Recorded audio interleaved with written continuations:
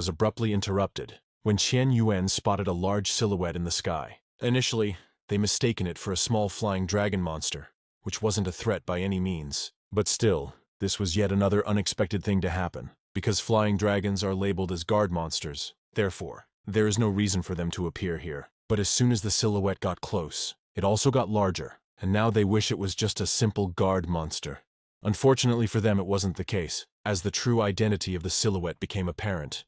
It was the Wing of Black Flame, the boss they were supposed to confront later in their quest. Shock filled everyone's face, but one thing was in their mind. Those bastards from the Heavenly Pavilion had truly deceived them.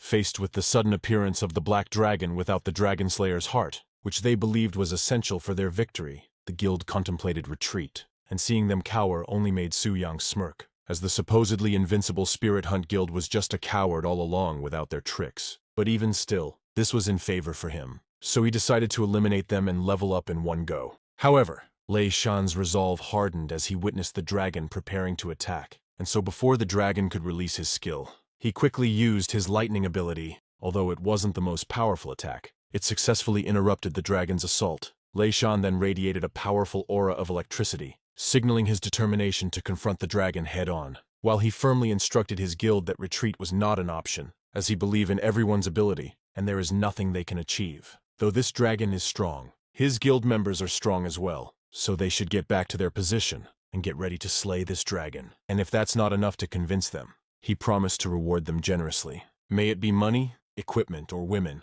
there's no such thing as impossible after they overcome this. With this, Lei Shan had gained back everyone's spirit, even though the dragon was still looking menacing as before. They believed in the captain's words, and now believed they could overcome everything. Meanwhile, Su Yang was equally excited on what this renowned guild may show him.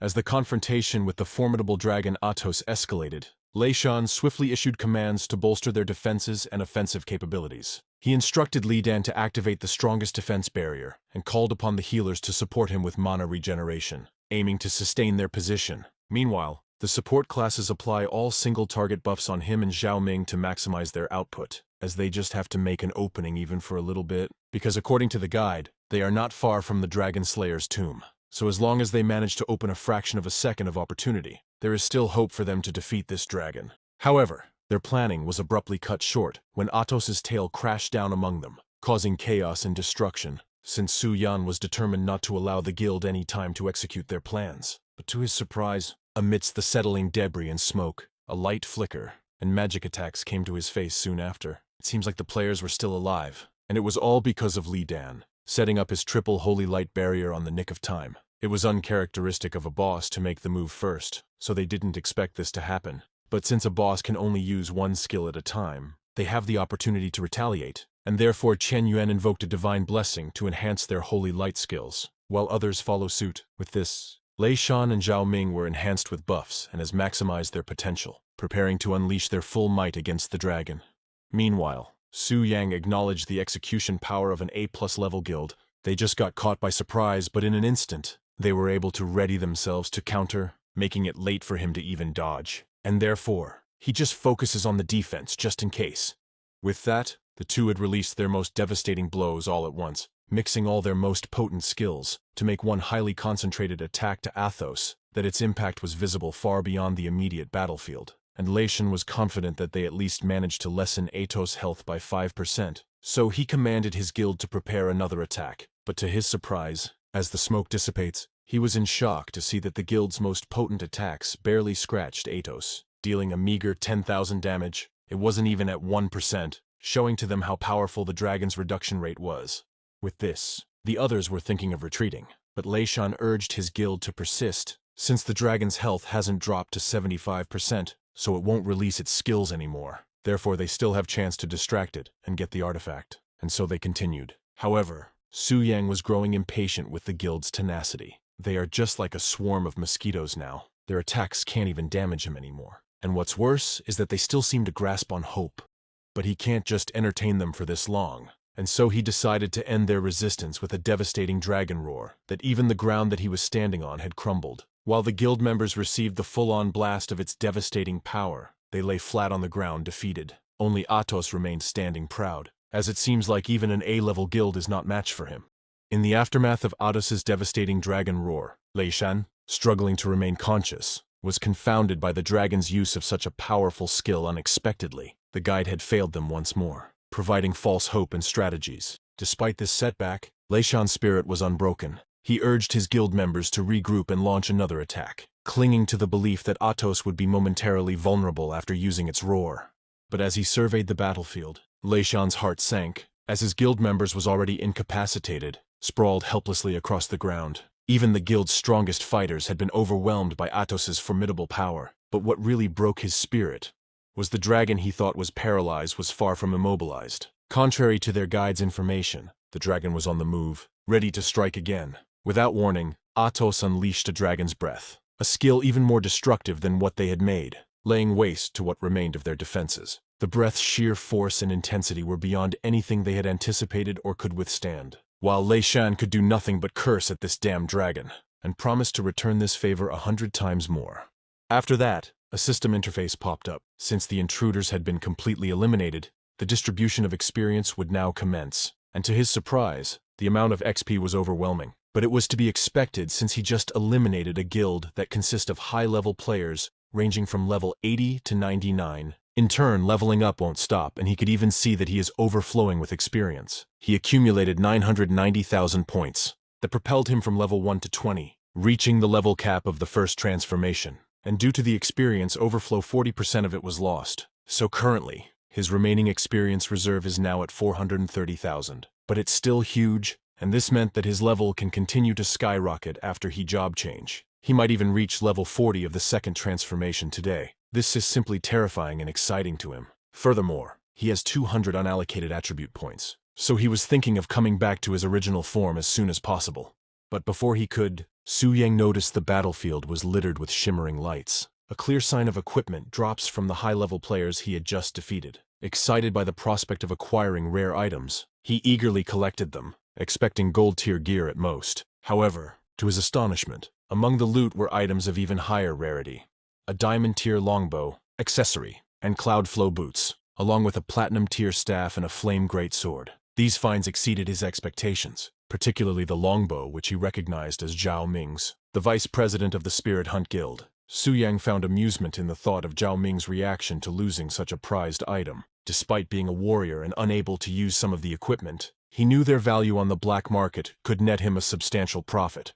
In addition to the weapons and armor, Su Yang discovered a variety of potions and premium skill scrolls capable of boosting his abilities. But what excites him even more is that among these treasures was a broken boundless gem, an exceptional item that could remove level restrictions from equipment. This gem was particularly exciting for Su Yang, as it would allow him to wield equipment like the platinum-tier greatsword, which typically required one to be level 79. This weapon was not only a perfect match for his warrior class, but also boasted incredible attributes, including an enchantment that added flame damage to his attacks and the ability to summon a flame giant, albeit with a one-day cooldown. This is such a strong weapon to have. So as soon as the system had notified Su Yang that he could now return to his original form, he didn't hesitate to go back.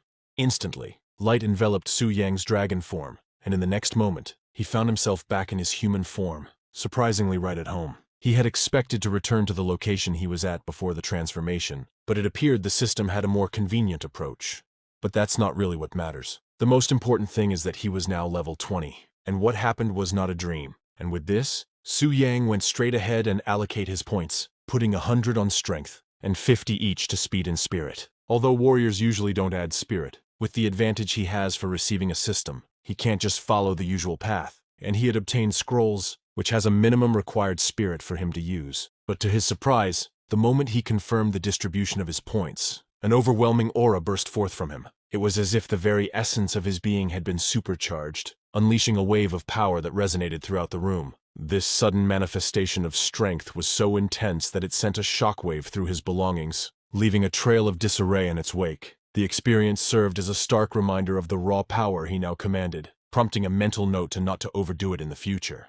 Now that was settled, the next thing he should do is to go to the temple to make a job change. But as he get a look at the time, he realized that it's already too late for him to do that today. So it seems like he has no choice but to rest for now, and just go to the temple tomorrow and take the transfer quest, which really excite him as he looks forward to complete his job change. Back at the Spirit Hunt Guild headquarters, The return of their leader so quickly stirred a wave of shock among the members. They understood that his early return signified one of two things. Either they had swiftly vanquished the dragon, or faced a crushing defeat. The latter became apparent as they observed their leader's diminished state, noting the drop in his level from 99 to 90, a sight they had never before witnessed. The guild had always prided itself on its invincibility, bolstered by their strategies, and they also have the guide from the Heavenly Mechanism Pavilion, so there was no chance that they could be defeated. But this just pissed the leader even more, and commanded them not to mention that backstabbing of a pavilion in front of his face ever again. He had traded his universe ring, but they just gave him a shit strategy that led them to their defeat. This is unforgivable, and his men had also taken an impact, especially his vice president, Zhao Ming, who not only had dropped his level to 86, but he has also lost his diamond tier weapon, which took a toll on his mental health. Even his priest is now having a tantrum, as he had lost not only the boots, but the chance to have himself an elf girlfriend. With this turn of events, Lei Shan's eyes sparked with the fury of thunder, a clear sign of the storm that was about to be unleashed, as he vowed to seek retribution against the pavilion for their betrayal, and will not rest until he got answer from those deceiving shits. The next day had arrived, and the ancient orphanage was alive with activity. It was a scene unlike any typical day. Kids ran around playing, their laughter and shouts filling the air, while the adults were busy with their responsibilities, trying to keep everything under control. This particular day was far more chaotic than usual, because the orphanage received a surprising amount of deliveries. Piles of boxes and packages had arrived, addressed to the orphanage, which puzzled everyone, especially the elderly man in charge. He couldn't help but wonder if there had been some mistake, thinking perhaps these goods were meant for another place. However, the delivery staff were certain they were at the right location. They showed the paperwork, which clearly stated that these items were to be delivered to the Anshan orphanage, and the person who ordered them was a young man named Su Yang. This detail shocked the old caretaker. He knew Su Yang very well and was aware that Su Yang didn't have much money. The caretaker couldn't figure out how Su Yang could afford to send so much to the orphanage. But as the caretaker was lost in his thoughts, his attention was suddenly drawn to a more pressing matter. His parental instincts kicked in when he saw a little girl playing dangerously close to a stack of crates. And just as he feared, these crates were tipped over and the little girl was about to get crushed by it. But because he was old, he couldn't reach her in time, and all he could do was shout. Fortunately, just as the crates began to fall, a figure rushed forward with remarkable speed. An arm shot out, catching and stabilizing the crates in the nick of time, preventing them from crashing down on the little girl. The rescuer was none other than Su Yang, the same person who had sent all the deliveries. He had arrived just in time to save the day, and it seems like he is well loved by the kids in the orphanage, as they immediately rushed towards him the moment they recognized him. And seeing them lively like this put Su Yang's mind at ease, and the old man was equally excited to greet him. And it seems like Su Yang becomes so powerful, holding the crate like it was nothing, making the old man proud that he had already received a profession. Despite his joy, the caretaker's concern for Su Yang's well-being lingered. It was second nature for him to worry about the children he had raised, prompting him to advise Su Yang to remain cautious and prioritize his safety. Su Yang could only offer an awkward smile in response, fully aware that he was the monster that others should beware of. Nevertheless, Su Yang was touched by the caretaker's care and concern. Having grown up an orphan, he felt fortunate to have someone who looked out for him like a family member. Eager to ease the caretaker's worries, Su Yang reassured him that he had nothing to fear, since the monster are pretty obedient towards him, and they can't even hurt him, thanks to his considerable strength. And he's even going to the temple right now to change his professions. That's how strong he was, and this brought a momentary sense of relief to the old man. But as Su Yang walked away, the caretaker was left pondering over his words. The mention of monsters and a rapid progression in Su Yang's abilities, especially considering he had only awakened to his powers the day before, filled the caretaker with confusion. Shortly after his departure from the orphanage, Su Yang made his way to the profession change hall. Upon arrival, he was immediately caught up in the whirlwind of rumors swirling around the place. The hot topic of the day was the shocking news that the Spirit Hunt Guild had been completely decimated. This disastrous event was traced back to an issue with the Heavenly Mechanism Pavilion's branch, specifically a fault in the guide they had provided. In seeking redress for this misguidance, the Spirit Hunt Guild had confronted the Heavenly Mechanism Pavilion, igniting a scandal that cast a dark shadow over the pavilion's reputation. The Heavenly Mechanism Pavilion, known for its meticulous and highly regarded raid groups, was now under scrutiny for a mistake that seemed out of character for such a prestigious organization. As Su Yang mingled among the crowd, absorbing the gossip, he pieced together valuable information. The Heavenly Mechanism Pavilion was not just any raid group. It was a top-tier organization, boasting numerous experts of the 5th tier. The implications were clear. If there were indeed flaws in their raid strategy, the Heavenly Mechanism Pavilion would soon take steps to rectify their mistake, likely leading them directly to Su Yang as their next challenge.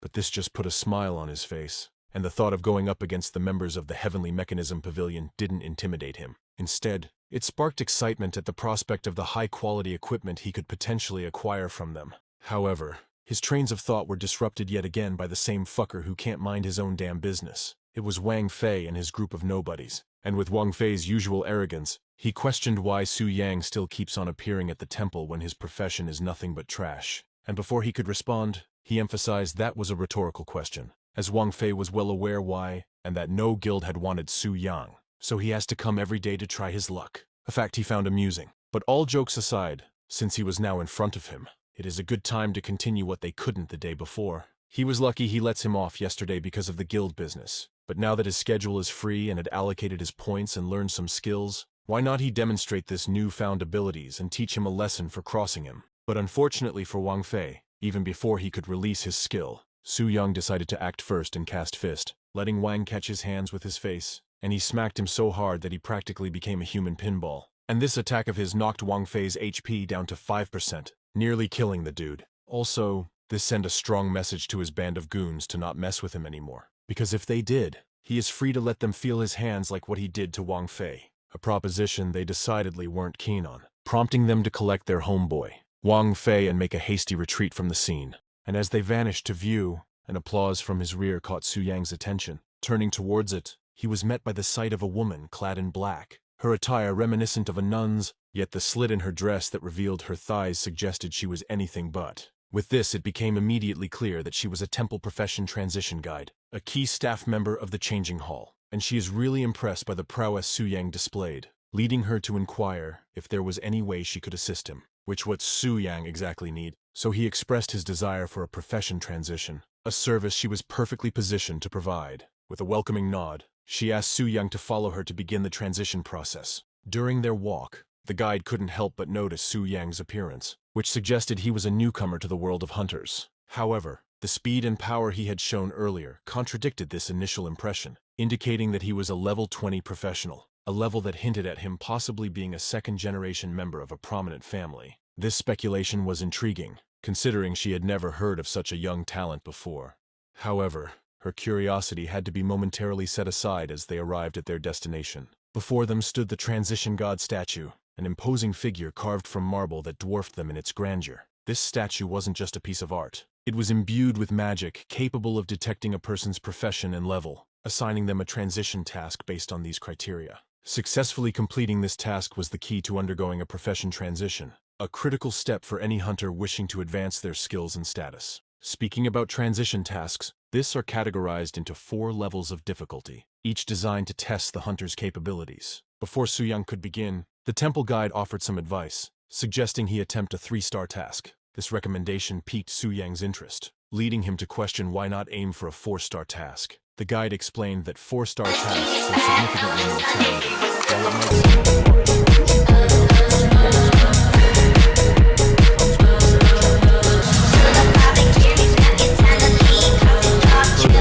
She emphasized that transition tasks are not just any ordinary challenges. They are commitments for life. Opting for a 4-star task comes with the risk of a lifelong inability to transition should he fail. Understanding the gravity of the situation, Su Yang decided to proceed, extending his arm towards the statue to discover his task. A flash of lightning filled the room, a sign that the statue was evaluating his eligibility. Once it confirmed he met the prerequisites, various transition tasks appeared before him, each with its own set of challenges and rewards. The 1-star transition task was straightforward, requiring him to defeat 10 level 20 ordinary sharp-toothed boars. Success would grant him the opportunity to choose between becoming a charge warrior or a defense warrior. Progressing to the 2-star task, the difficulty slightly increased, maintaining similar objectives, but with the added reward of a common grade 1st-tier warrior skillbook.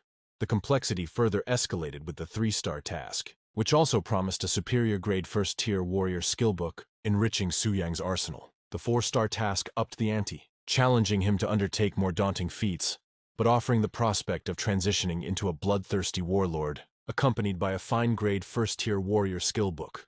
But the most notable of all is that there is option beyond what he was initially informed of. A daunting 5-star transition task. This task stood out with its unique, ominous background color, and looking at the information closely, it was indeed on a whole another level. It required him to venture into the perilous Cold Moon Forest, where he need to kill 100 level 20 ordinary gray wolves, 10 level 20 elite savage wolves, and 1 level 20 boss-grade gray wolf. Furthermore, he was restricted from using any equipment or items obtained through gifts or trades, adding to the challenge's intensity. This is beyond overkill, but its rewards justified it, promising a special transition to the Path Demon Warrior, an additional 100 points of spirit attribute, an epic-grade first-tier Demon Warrior special skill, and the privilege of enjoying certain exclusive temple benefits. This revelation came as a shock to him, especially since he was initially informed that only 4-star tasks